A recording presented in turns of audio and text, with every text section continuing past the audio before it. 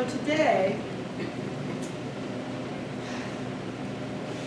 I want to talk a little bit more, and I may just wander a little bit, I'm sorry. I want to continue our discussion about our stories. Do I need this mic? Do I really need this mic? Am I doing it? Yeah. I do? Yeah. All right, great. Okay. We've been talking about our stories and about our narratives and about how important it is to look past them, to get to our deeper selves, to get to our truer selves. And Jeannie, thank you so much for your talk last week on authenticity. I just loved it. And it reminds me that we cannot live with authenticity until we start getting past the stories we tell each other about ourselves and also the stories we tell about each other. And that's what I want to talk about today a little bit. I'm going to stand here because I have to turn pages. Do you want to turn that a little bit? You can turn. No, I'm good. I can turn it. We have to look courageously beyond the stories we tell each other to get to who we are and also to understand who the other person is. As Tom read in the reading, I want to know who I am and I want to know who you are. And finding out who you are on a true level can also tell me more about myself, because we have so much more in common than we have that is different. The last time I spoke to you was on July 19th, on Sunday, July 19th. We left here at about 3, we all went home, we cleaned up. Later that evening, at about 6:30, as the rest of us were wrapping up our day, we were getting ready for dinner, we were walking the dog, we were doing whatever people do on a Sunday evening. On that evening in Cincinnati, an event happened which has reverberated certainly through my heart, through all of our hearts, and it continues the discussion that our country is having about the issue of differences, about the issue of race, about what makes us different, what commonalities bind us. It's an important national discussion, and I have been thinking about it so much, especially in the context of our stories.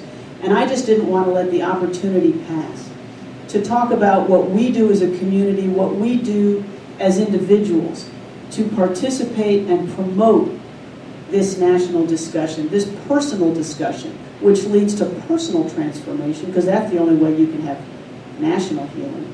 It's a conversation we need to have. Here at One World, we promote and we believe in peace and compassion and love and taking the energy that we so value here and pretending that these walls just drop, and that we take the energy and the love and the heart space that is so true to us and we share it with all we meet, because we know that energy spreads and we know what we put out here reverberates beyond us. We just know that. So I also think it's important for us as a community at times to think about what goes on around us, to think about what happens in the news, to think about how we can help the healing of our country, the hurts that surround our larger communities. And that's what I wanted to talk about today. I just didn't want this to pass without talking about it a little bit. So on that day, July 19th, 2 weeks ago, at about 6:30, University of Cincinnati police officer Ray Tenzing pulled over a motorist for a very minor traffic violation. He didn't have a front license plate. These interactions happen thousands of times a day. This one ended very differently, but many of them end well. I saw on Facebook yesterday that there was a lady who, maybe you all saw it, she was 38 weeks pregnant, and she also was pulled over by a police officer for not having a tag. But instead of that incident ending the way the one in Cincinnati ended, this police officer, who was white, the motorist was African American, this officer said, "I'll just put your tag on for you." And so he did. And it's all over Facebook, and it may be all over the internet, that this guy said, "I'm not going to arrest you, I'm not going to make that go south, I'm just going to help you." And he did. And kudos to him. And those events happen thousands of times around our country, every day. But in Cincinnati, what happened that day, for reasons we do not know, Officer Tenzing ended up pulling his weapon and shooting Sam Dubose in the head and killing him less than 2 minutes after their interaction started. Later investigation revealed that Mr. Dubose was unarmed. The video suggests that he did not do anything threatening the officer, and versions diverge. I'm not here to talk about a dissection of the video because I want to talk about it in the larger context. But a jury's going to ultimately decide. Officer Tenzing has been indicted for murder, and he is awaiting trial. I thought a lot about this event, and I thought a lot about other police shootings of unarmed, largely African-American men that we've had in the past few years. In Ferguson, in Charleston. I thought about the shooting in the Emmanuel AME Church in Charleston back on June 17th, when a young man went in and shot 9 African-American churchgoers during a Bible study.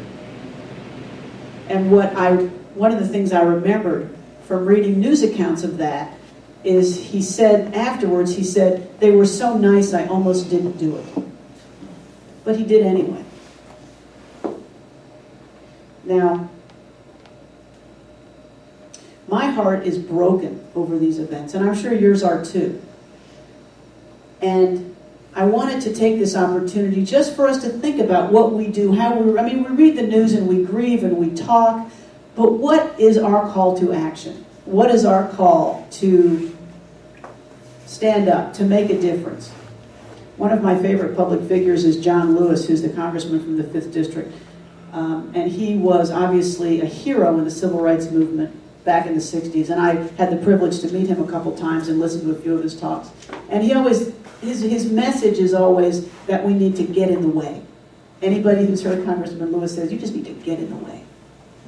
So what is it we do to get in the way, to stand in the gap, to stand up for the values that we believe, with love, non-violently, with compassion, with the hope that we will model the behaviors that others will say, I want to be like that. That is who I am in my core, and I'm going to be like that. It's not our job to go around telling people how to live. It's our job to show how to live. And that's why we come here every week and we perform our own spiritual practices, and we are trying to become our authentic selves. So I thought in the context of stories, as back to the event in Cincinnati, I thought as Officer Tenzing approached that vehicle, what stories were going through his head? What narratives were going through his head about who Mr. Dubose was, about the level of threat he represented, about what he should do, about what his supervisors would think? What tapes were running in his head as he approached that car? I have to think that those two guys had a conversation that maybe was a conversation each was having with a set of expectations. Was Officer Tenzing really looking at Mr. Dubose with an open curiosity about what was happening? Was he approaching that vehicle with a sense of threat, with a sense that I better act this way because who knows what's going to happen, when no threat had been presented? What baggage was there that day? I don't know, but I have to think there was some. I have to think there were tapes running that maybe were not true to who that man was.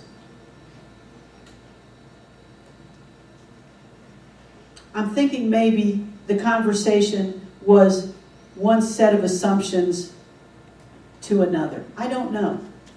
And again, that event is going to play out. It's going to be adjudicated in a court, and we'll all watch as that plays out. But I do know that our country is in the middle, and maybe our global community is in the middle of a discussion about differences. We're in the middle of a discussion about race, about how we live with each other, how we love each other, how we support each other when we're not all looking the same. We don't all dress the same. We don't all look the same. We're just a community that is multiracial, multicultural, and as our country continues on this path, we're going to be more multicultural. We're going to be more multiracial. And we have to know how to embrace that. We have to know how to welcome it. And one of the ways we do it, as Jeannie said, is by getting authentic, by getting past our stories, by examining what it is we tell ourselves about each other. We have to do this on a personal level because personal transformation leads to community-wide healing. It's an inquiry that we each have to have with our own hearts. And then we have to have it with each other. I was thinking, how do we do this as a community? Do we start a series of conversations? Do we just broach these topics and sit in a circle and talk about them? Do we invite others in to talk about them? I'm open to ideas. This is a conversation that our community needs to have and that the larger community needs to have.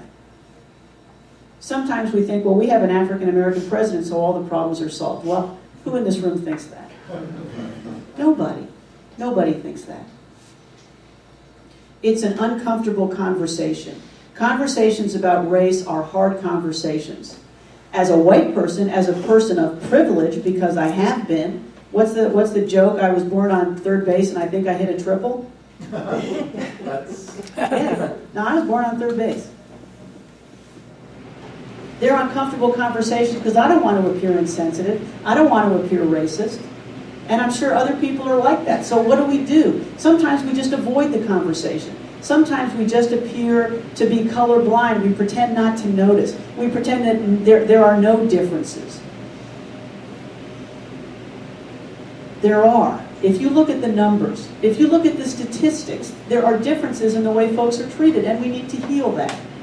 Our jails and our prisons are disproportionately full of African American men and women who are jailed at nearly 6 times the rate of white people. Although African Americans constitute only 12% of the American population, they are 40% of our prison population. That's nuts. There is something going on here that needs healing on a national level. That was according to some Stanford research. I read an article about a Stanford research study. Of course, I didn't read the actual study, but I read an article about the study, released last year, that suggested the depth of the problem on a perceptual level. And what these folks did is they found that when white participants in the study were told about the higher percentage of African Americans in prison, support for harsher punishments actually went up. Think about this in terms of perception. Think about this in terms of people's stories. Let me tell you how this worked out. In one test, 62 white voters in San Francisco were asked to watch a video containing mugshots of male inmates. One group saw a video in which 25% of the mugshots were African American males. Another group saw a video in which 45% of the mugshots were African American males. The voters then had an opportunity to sign a petition asking the California legislature to reduce the severity of California's 3 strikes law. Does everybody know what a 3 strikes law is? 3 strikes and you spend the rest of your life in prison, 3 felony convictions and you're just done. Legislators, bless you, legislatures all over the country are reconsidering those because they're amazingly harsh and they're really boosting our prison population. Anyway, the voters who saw these 2 different videos then had the opportunity to sign a petition, yes or no, please reduce the severity of this. Over half the participants who had seen the video with only 25% representation of African American faces signed the petition, yes, please reduce the severity. Only 27% who had seen the video with 45% African American faces signed the petition.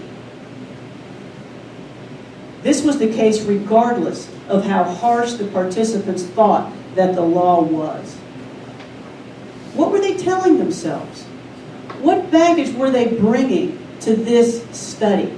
Just the higher percentage of African American faces in that video led them not to want to reduce the severity of California's 3 strikes law, even if they thought it was an unjust, harsh law. We are in a larger community that needs discussion and transparency and open communication and healing on this issue. And we have such a great opportunity to be a part of it on an individual and a community level.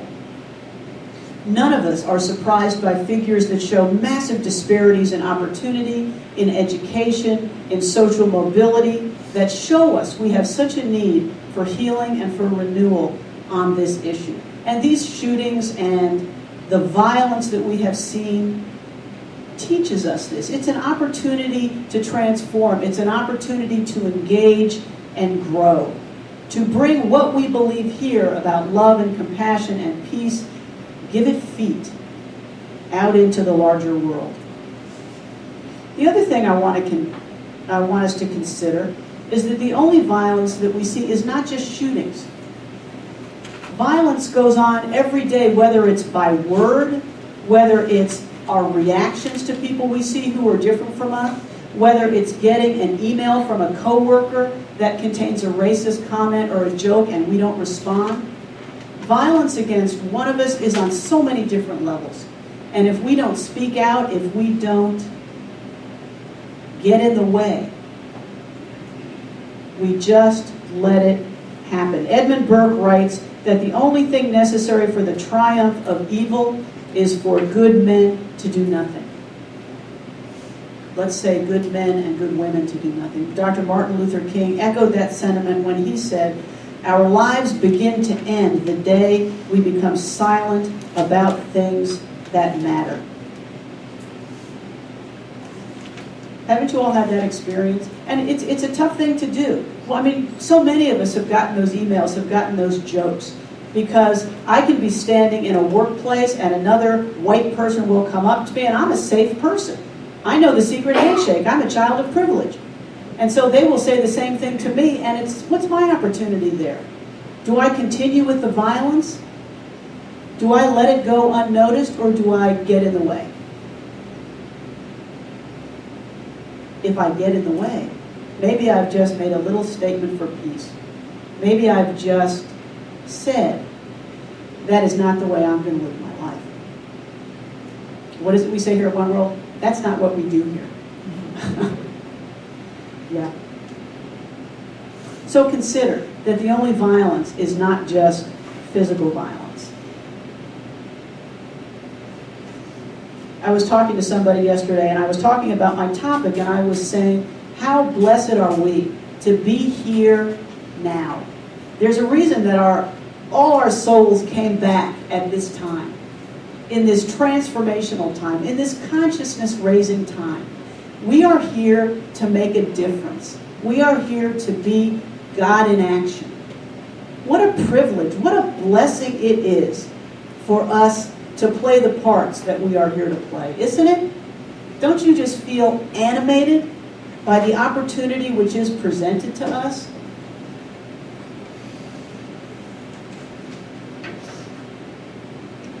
Many of you have heard of the producer George Lucas. He did all the Star Wars movies, right? His wife is an African-American woman named Melanie Hobson. And she did a TED Talk back in 2014. Has anybody seen Melanie Hobson's TED Talk? Tom has seen it. Okay, that was the same day you were reading the Jefferson Bible, I'm sure. Exactly. Tom and I have a joke about the Jefferson Bible. Anyway, Melanie Hobson did a TED Talk, and she called it Colorblind or Color Brave. I encourage you to get on the website. Get on the TED website or just Google it. It's on YouTube. Watch her talk. She starts off with an absolutely amazing anecdote. And I'm not going to tell you what it is because I want you to watch it. Melanie Hobson, Mellody Hobson, Hobson, TED Talk. Colorblind or Color Brave. She pointed out how necessary it is to have the conversation about race. Not to be colorblind and pretend we don't see it. Not to pretend everything is okay, because the numbers, the events, the news tell us everything is not okay. We are wasting so much human potential. We are just walking past the face of God every day, suffering right in front of us. What does the Bible teach us? The Bible teaches us, and many other faith traditions have similar stories, The story of the Good Samaritan. All our kids learn this. It's in Luke 25. And I'm just going to go over it with you quickly because I love it and I think it's applicable here. A lawyer stood up to test Jesus. Teacher, he said, what must I do to inherit eternal life? That's the question. What must I do to inherit eternal life? The question was not, what must I do to be nice to other people? Not, what must I do to get along? What must I do to inherit eternal life? Now here in New Thought, what do I translate that into? What must I do to keep the connection with Source strong? What must I do to model God in action, to let my light shine? What is it I must do? And so what does Jesus say? Because Jesus was also all about stories. Does he say be merciful? No. He tells a story. I rest my case.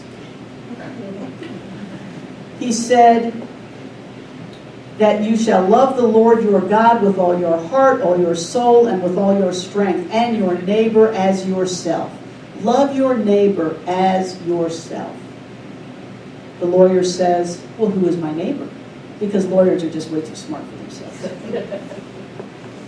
Who is my neighbor? Jesus tells a story. A man was going down from Jerusalem to Jericho and fell into the hands of robbers who stripped him and beat him and went away, leaving him half dead. A priest was going down that road, saw the man, crossed the road, and walked to the other side. A Levite was going down that road, saw the man, crossed, kept going. A priest and a Levite, two highly privileged members of that society. Then a Samaritan came along, not a highly privileged member of that society, somebody who was on the bottom rungs, who was looked down on, who was disregarded and despised by many in that society. He went to the man, he bandaged his wounds, he poured oil and wine on them, he put him on his own animal, brought him to an inn, and took care of him. He then paid the innkeeper to take care of him until he could come back. Take care of him. When I come back, I will repay you whatever more you spend, is what he said to the innkeeper. And so Jesus asks, which of these three do you think was a neighbor who fell into the hands of, a neighbor of the man who fell into the hands of the robbers? The one who showed him mercy, Jesus said. Go and do likewise.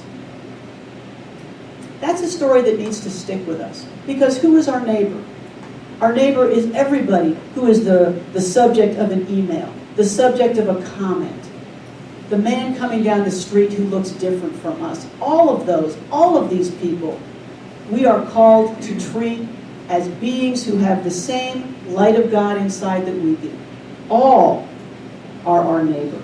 And when we ignore them, when we disparage them, when we permit comments to be said about them, we are the same as the priest and as the Levite who cross and keep going, because we're just too busy to worry about it. We have the obligation not to be silent. We have the privilege not to be silent. I like to think that I don't have a prejudice bone in my body. Oh, wrong. I know I do. Now, I know that folks weren't born that way, but I know that there are tapes running. And I know that there is healing that I need to do on a personal level, and I'm betting there are others in this room who do as well. Baby B sitting back there, little baby Benedict, was not born thinking that other people are different with fear and suspicion and disdain for others. That's stuff you have to learn. And so we need to have these conversations to unlearn. We have to take a look at what narratives we have accepted that might have racist undertones, which we can shine the light on, have a discussion about. We need to take those hard looks, first at ourselves, and then we need to tell each other our stories. We need to get together with folks of many different backgrounds, of different races, and we need to have a conversation. And we need to do it with love and acceptance and no judgment on either side. Everybody may say something that is a little silly. Everybody may say something that is a little offensive. But the point is healing and understanding. Because what happens when we tell each other our stories? We learn that we are more alike than we are not. We learn compassion. We learn empathy. Gene Hoffman said, "An enemy is one whose stories you have not heard." Isn't that true? Isn't it impossible to feel separate, to feel distant from somebody when you have had a meal with them, when you have shared their stories, when you have had a laugh together, when you have brought them into your circle? That's what we need to do. All over our country is what we need to do. Talk and share and learn and make mistakes and be forgiven and just keep doing it. That is how we are going to end up healing. We need to have conversations. You know, they say that reading, kids in school are not reading as much fiction as they used to. And so people are saying, well, why do kids need to read fiction? Why do they need to read about other people's lives, even in fiction? And the answer is because it teaches you compassion. It teaches you empathy. And that is what telling our stories teaches us. It teaches us that we all want the same things. We all are worried about the same things. We all have the same cares and concerns. When we know each other, our narratives just fall away. We just release them.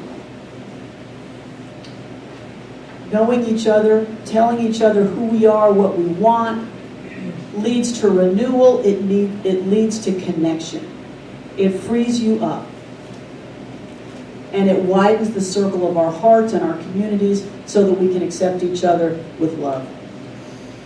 The next thing we do is we have to be willing to step outside our comfort zone.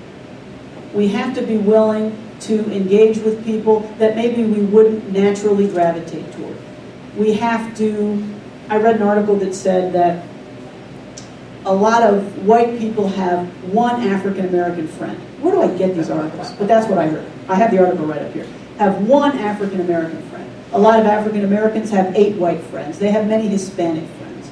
But for some reason, and I'm not speaking to, I mean, maybe folks in this room, it's true, I don't know, but we select our friends from people who look like us, who have the same experiences as us. Look at churches. Aren't churches so racially segregated? In the South? Okay, yeah, maybe just in the South. But maybe elsewhere. But why is that? That's something we need to think about. Maybe we need to have conversations about that. I don't know. But we need to step outside our comfort zones at whatever opportunity we have to do it. And if we say something offensive, if somebody says something offensive to us, we just say, I am really sorry. Tell me what you think about that. Let me have a conversation with you. I don't want to walk away feeling separate from you. I don't want to walk away without this conversation having been resolved. We have to have the courage to have those conversations, and they're not easy. They are not easy conversations to have. Third, let's not let things pass. Let's not let comments pass. Let's not let jokes and emails and references pass. As John Lewis says, let's just get in the way. Because that's what we believe, with love. Dr. Martin Luther King spoke once about the parable of the Good Samaritan. He said, the first question which the priest and the Levite asked was, if I stop to help this man, what will happen to me? But the Good Samaritan reversed it. And he said, if I do not stop to help him, what will happen to him? We all have an obligation and the opportunity and the privilege to worry about what will happen to him. Because we are all connected. We know that. We are all one. We are all manifestations of God here on earth. And we have the obligation to treat each other as that, with love and healing and respect. So as we go out, let's just ask ourselves, if I don't get in the way, what will happen to him? What will happen to her? What will happen to them? And in doing so, we widen our own hearts. We break down our own defenses. We take a huge step on our own spiritual journeys toward wholeness and love and compassion. It's a win-win for everybody.